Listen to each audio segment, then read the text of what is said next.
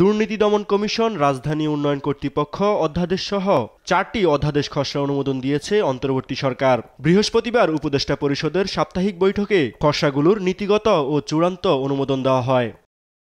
বিকেলে foreign service একাডেমিতে এই বিষয়ে সংবাদ সম্মেলন করেন প্রধান উপদেষ্টার প্রেস সচিব শফিকুল আলম।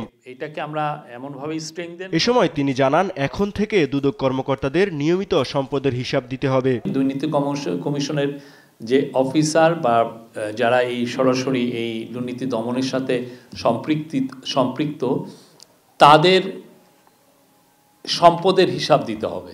রাজুক আইন প্রসঙ্গে প্রেস সচিব জানান, সারা দেশে ভবন নির্মাণে শৃঙ্খলা আনতে রাজুকের মতো কোনো প্রতিষ্ঠান করা যায় কিনা সে ব্যাপারে প্রধান উপদেষ্টা নির্দেশ দিয়েছেন। চিফ অ্যাডভাইজার বলেছেন যে এমন কোনো অথরিটি করা যায় কিনা যেটা সারা বাংলাদেশেরই আসলে এই ভবন কনস্ট্রাকশনের অনুমোদনের এটা কাজ করবে। প্রশ্নের জবাবে শফিকুল আলম বলেন, অন্তর্বর্তী সরকার রোহিঙ্গা সংকট নিরসনে যেসব পদক্ষেপ নিয়েছে পরের সরকার তার ফল পাবে।